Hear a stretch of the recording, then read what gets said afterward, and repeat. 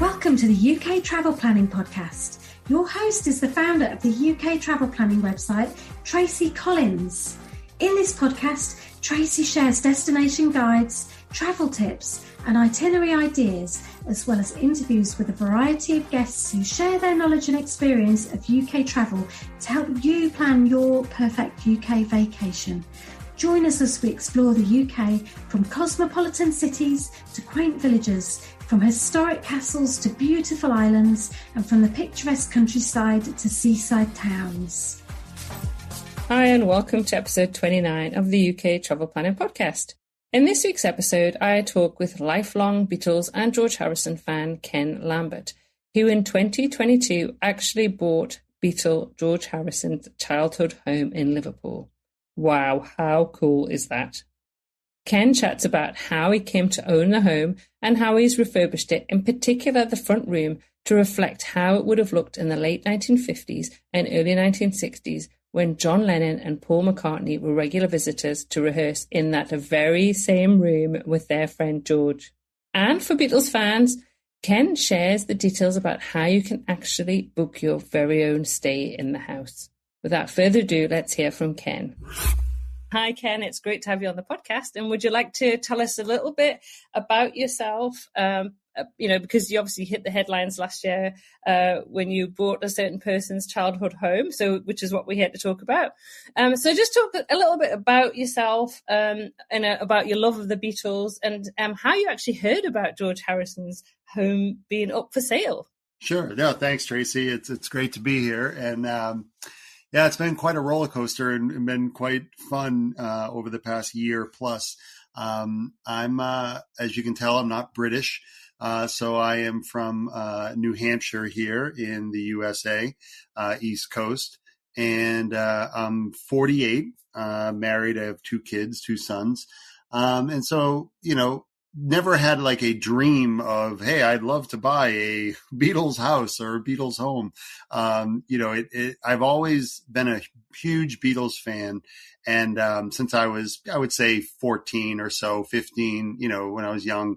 And then I became really into George specifically and all of George's solo stuff and his Traveling Wilburys, all of that stuff as well, probably starting at 18 or 19 when I was in college.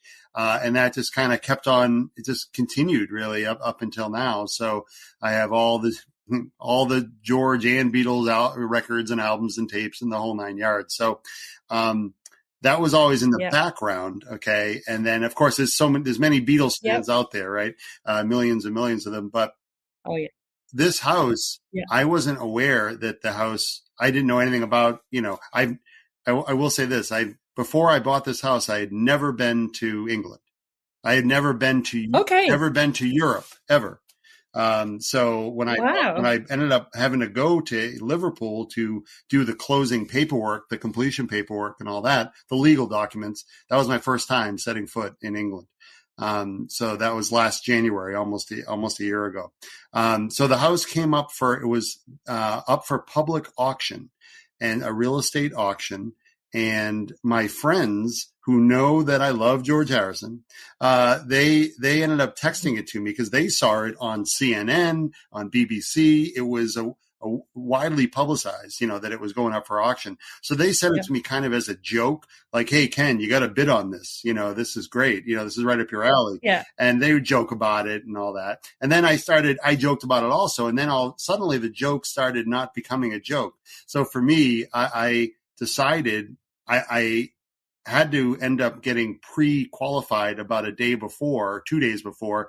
I had to register with the auction house and all that. So about a day or two before, I decided I was going to place a bid on it. I was serious going to bid on it. Yeah. And it ended up that I placed the winning bid. I know, which is crazy. I mean, how did you feel when you found out that your bid had won? I was shocked. I did not think that I was going to win the bid or have the high bid. So the funny thing is I wasn't prepared because I didn't think I was going to win. All right. So all of a sudden I was the winner and it's a legal binding contract and document, at that point. And then I had to figure out what my plan was. I can imagine. And so you'd never been over to the UK, never been over to Europe. So all of a sudden you own one of an incredibly famous person's childhood home. It's now belongs to you. You've got to come over and kind of sign all the paperwork and everything. So what did you say to your friends that had been kind of joking about? Did you tell them? I bet you were like straight on to them. Guess what? Well, before it took me about, I would say a week and a half before I told them, because I had to work out things financially, and I also, because it was not free, obviously, I had to work out things financially and make sure it all was going to make sense. But then also, had to make sure that my wife was a willing participant in all of this. And so that took a little bit. And then I told my friends, and they were astonished. But they know me, and they know that, they kind of knew that I wasn't joking when I told them, because I kind of have that personality. Obviously, when you had the winning bids, there was quite a lot of publicity around it. I mean, there's a lot of interest around the world about the fact that George Harrison's childhood home was up for sale. So have you had loads of? I know you've had some interviews with journalists and been on. Yeah. I don't know. Were you on CNN? Have you been on the BBC? Have you had it? So yeah, I mean, not until February. So this was like December 1st. Of 21 that I won the bid. And so the auction house asked me if I wanted to remain private. And I actually told them I did want to remain private, because I didn't want a bunch of people calling me right immediately. So I kept everything on the down low until about February last year, and then kind of slowly did some things. So I've been on BBC Radio over there twice. Yep. And I've been on the New York Post, and then the Boston Globe is the big Boston newspaper, and, a few other things like that. But, not a ton of things, but enough. Yeah, I'm sure. I mean, there's enough interest. Everybody still loves the Beatles, don't they? So, and I know I've visited Liverpool a few times, and visited John Lennon's house, and Paul McCartney's home. But the fact that you actually bought one of the Beatles' homes it's quite. It doesn't happen very often, does it? It's not something that you see, hear about very often. That is possible. Right, and the thing that's key, I think, and this is what really. I mean, my love of George was key, but really it goes more than that with this home, because George was there for 12 years. And, from 1950 to 1962. And George, of course, learned how to play guitar there. And, he grew up there and was there a long time. But more than just that, George would often have John Lennon and Paul McCartney over to his home to practice, to rehearse. And that really was the key. It's not just George Harrison's old house that he grew up in, which is great, but the mystique of it, and when you're there, is that you can sit in this room that the Beatles and the Quarrymen, before they were called the Beatles, were there playing guitar and practicing and singing Chuck Berry songs and all that, and coming up with some of their first songs that they would perform. And so that is like kind of. It's really kind of crazy.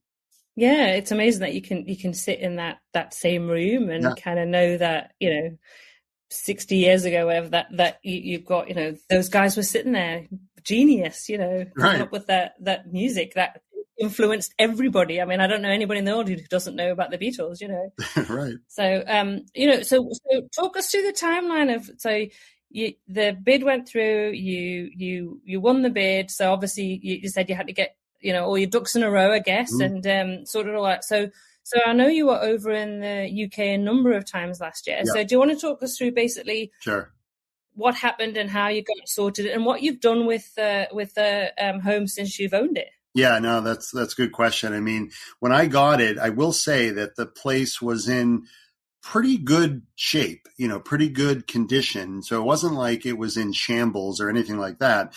So that was nice. The landscaping outside was in pretty rough shape. So I did, myself and a friend of mine who actually is a minority owner of the house with me, my friend Steve. He and I were over there in late February doing a bunch of landscaping and, cutting down brambles and planting evergreen shrubs in hail over there in a hailstorm Wow. in George Harrison's backyard, and clipping hedges and all this stuff. But so the backyard, the yard was a little rough, but on the inside, I had to do mostly decorating, and then also did a little bit of remodeling stuff, but very, very minimal, not really remodeling, a little bit of painting. We did new floors upstairs. But the big thing is, and if you see the pictures on our website and things, is the front room, which is the living room, right? The front room, well, you're British, you know what that means, but Americans don't have a front room. But anyways, the front room, right. I recreated that to look like it did back in 1959 and 1960 when George was there with John and Paul and George's family.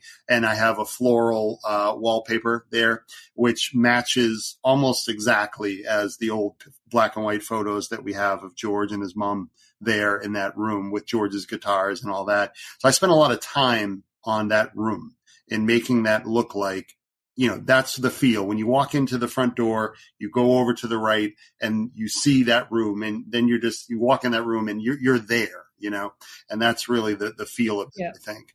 So that was that's really what I've done. Yeah.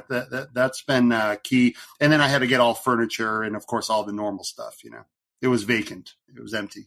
Yeah, absolutely. And I've seen the photographs, and it's fantastic because you've got the photograph from the is it late 50s, early 60s of George, and then you've got how you've done the room, and it's fabulous, absolutely fantastic. Thanks. You've done a really good job on that. I picked the floral sofas, which was very hard to find.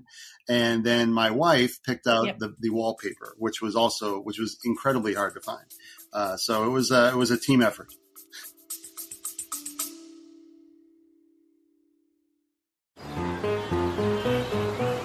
Hi, I'm Leah, host of the award-winning travel podcast, Places I Remember with Leah Lane. I'm a longtime travel writer and author of the award-winning travel book, Places I Remember, Tales, Truths, Delights from 100 Countries. On our Places I Remember podcast, we share travel conversations with passionate travelers, well-traveled celebrities, and travel experts. You'll enjoy travel info about fascinating destinations and memorable experiences around the world. And we hope to inspire you to make your own travel memories. Follow us wherever you get podcasts. That's Places I Remember with Leah Lane.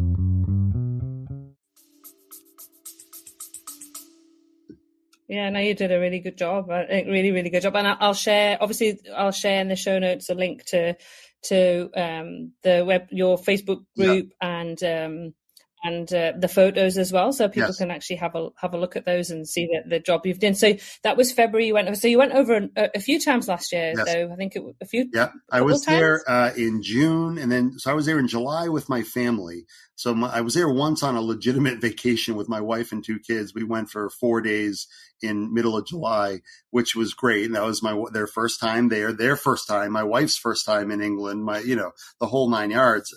So it was great. I was there one time in June to kind of get ready for all that. And I've been fortunate because of this home. I've been able to meet with some pretty cool people from that area that are in like the Beatles industry. So, so the name of the band before the Beatles, it was called the Quarrymen, right? And so the Quarrymen, there's still a few living Quarrymen that were, bandmates of Paul and John and all that. So I've met 2 of them in the house there. I've invited 2 of them over there. And wow. I mean, I'm sitting there, listening to Len Gary, one of the Quarrymen sing Elvis songs, in George Harrison's living room.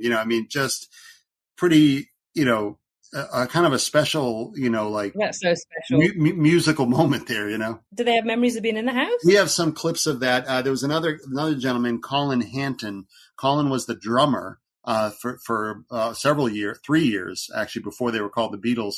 Colin remembers being in the house way back then. He didn't bring his drums over there, but he would go over. It was funny. These old stories are so great. Colin would only go over there because he wouldn't be bringing his drums all over the town, the city, because it was a pain. Yeah. But he would go over there just like the night before or the day of when they had a gig. just so he could kind of go through and just know what they were going to do. Like, cause and he would just kind of like wing it there. If there was a new song there on the drums at a gig, Oh, that's so cool. It was great. That's so cool. So, obviously you now own the house. You've got it all decorated. It's ready. And, so tell us what you are doing with the house now, and how, any Beatles fans out there can actually, stay in the house. So thanks, Tracy. So since about middle of April, it's been a vacation rental. So you can actually, a Beatles fan, George fan, whatever, can go and spend a couple nights. You can spend a week there if you want. And we have had a couple of people stay there for a week. Most people are there 2 or 3 nights, maybe 4 nights, but we have a 2-night minimum to stay there, and it's on a couple of the noteworthy sites out there. We also have our own Facebook page, and we'll talk maybe at the end. There's a way. I have a property manager over there in the UK nearby, and if you're interested in staying, we can give you that information. You can get in contact right with the property manager. Yeah. But so we've had. It's been quite busy, since May or so, all the way up through just the last few weeks or whatever. We've had a lot of interest in the place, and what I love as the person who really kind of did this, if you will, or whatever, had the idea, I guess, to do it, or the stomach to do it, is reading people's reviews after they're gone, like whether it's online or we're also seen on TripAdvisor, and as like a local place to see, like a local landmark. And when you read those reviews, I mean, it's a very special thing for Beatles fans that make a pilgrimage to go to Liverpool and actually stay in a Beatles home and know that the Beatles were there and played there. It's kind of a, like I said, it's just a surreal experience, really, so it's, and the people that go there and then they come back home, they're talking about it forever, like they always have something to talk about at the cocktail party, or at the Christmas party or whatever, it's something. I was going to say, how many people can actually say that they've stayed in a former home of one of the Beatles, and as you say, not only that, but a home where they could have sat in a room where the creative geniuses of John Lennon, Paul McCartney, George, they've all sat in that room creating that music. I mean, it's fabulous, absolutely fantastic opportunity. So if somebody wants to book, so let's talk that through, because I just know that there's going to be loads of Beatles fans listening to this. We have obviously, I have a very successful Beatles itinerary for Liverpool that does very well. I get lots of hits on that, and there's always a lot of interest. I've actually got one for London as well, but obviously the Liverpool is the key one. And obviously in my article I'll put a link to the property. But let's talk about how do people do it? How do they get to book? So the easiest thing, quickest thing would be to send an email to my UK property manager. The company's called Guest 365, and they're a well-known company out over in England. But the email is hello@guest365. That's one word, guest365.co.uk.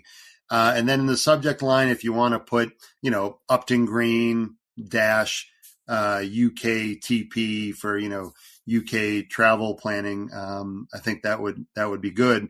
But either way, that would be the best thing. We also have a Facebook page. So I know everyone's on Facebook, right? Or most people are. If you go to Facebook, just do a search in the Facebook tab for George Harrison, Liverpool home, and then it'll bring you to, and once you're there, we have a Facebook company page there. Basically, you'll see tons of stuff, and you talked about videos and pictures. I mean, there's a lot of stuff there from the house.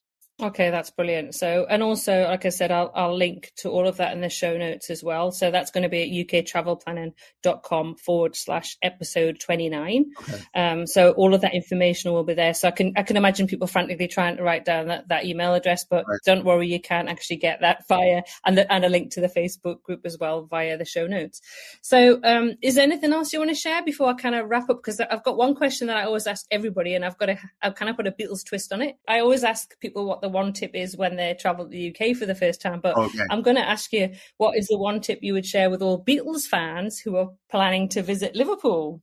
Right. Well, I think for starters, you want to stay at 25 Upton Green in Liverpool, obviously at George's house. If for some reason you can't stay there, if it's booked already when you're going there, take a drive by there. There's plenty of tours, the Fab Four taxi tour. Sometimes I let them have access to the house. But even if you go outside, in England, they have the heritage blue plaques outside of famous buildings, right? So we have one in front of George's house on the front wall. So you see that, and that's a big going there, taking the selfie. It kind of shows you where you are, right? And that's kind of a cool thing, even if you can't stay there. But I would say Liverpool, for a Beatles fan, I mean, it's it's the number one destination, obviously, for a Beatles fan to go to Liverpool. When I've been there several times this year, and I've done the Cavern Club and all these other things, and it's great stuff. I've seen mostly everything, but I would say that like the most significant thing for me, I think you have to go to Strawberry Fields. I think that is a very special place to be. When I was there, I've been there twice, once with my family and once just on my own, when I was doing like my own little tour there. And, it's Strawberry Fields is cool. It's actually owned by Salvation Army. So it's sort of a charitable endeavor as well. So they actually do good things there, but it's also, of course, the big Beatles presence there and John Lennon presence. And, you see the Strawberry Fields gates, the red gates and all of that. And again, when I go back to like people being, emotional when they go there, like I've been there a few times and, you see even for me, but I mean, then you see other people getting off a bus, the Magical Mystery Tour bus of 70, 60 people. They get off there and then you just watch people come up to the gates and all that at Strawberry Fields. I mean, there's people breaking down there, like, crying like at the gates or whatever, so I would say that that's a cool place to go if you're going to Liverpool. Yeah, I definitely agree. And I have a selfie at Strawberry Fields at the gate. Right. From our last visit. I took the Magical Mystery Tour, which was brilliant. We really enjoyed that. And I love the Cavern Club. It was the first, we were in Liverpool for a wedding, and that's where they that evening after the wedding, we all went to the Cavern Club, and that's the first time I'd actually been, and I was blown away. I just thought it was amazing. It was just such a great atmosphere. Great atmosphere. And everyone's just having fun there, that whole thing, Matthew Street or whatever, but the Cavern Club is just great. And so last thing, I mean, one of the people that I've met now twice, just because I own George's old house, is the former manager of the Cavern Club. I know her like quite well now. And like I met her twice. She came over to like a private party that I had, her and her husband, but she was the manager from 1966 to 1971 of the Cavern Club. Wow. So anyways, just some, just crazy stuff that a year and a half ago, you couldn't have told me that all of this stuff would have happened to me. But, it's funny that we sit here and it has. That's crazy. It's amazing though. What an exciting journey you're on. Right. I still have to work for a living. But it's been a great endeavor. No, that's brilliant. Well, I'm going to say thanks so much, Ken, for coming on the podcast. And like I said to everybody, all the information and all, the links to everything that Ken's talked about will be available on the show notes for this podcast. Thanks again to Ken for coming onto the podcast and sharing his amazing journey over the past 12 months since he bought the house. Links to Ken's Facebook page, where you can see more pictures and videos from the house, plus information for booking your stay, are included in the show notes for this episode at uktravelplanning.com/episode 29. That just leaves me to say until next week, happy UK travel planning.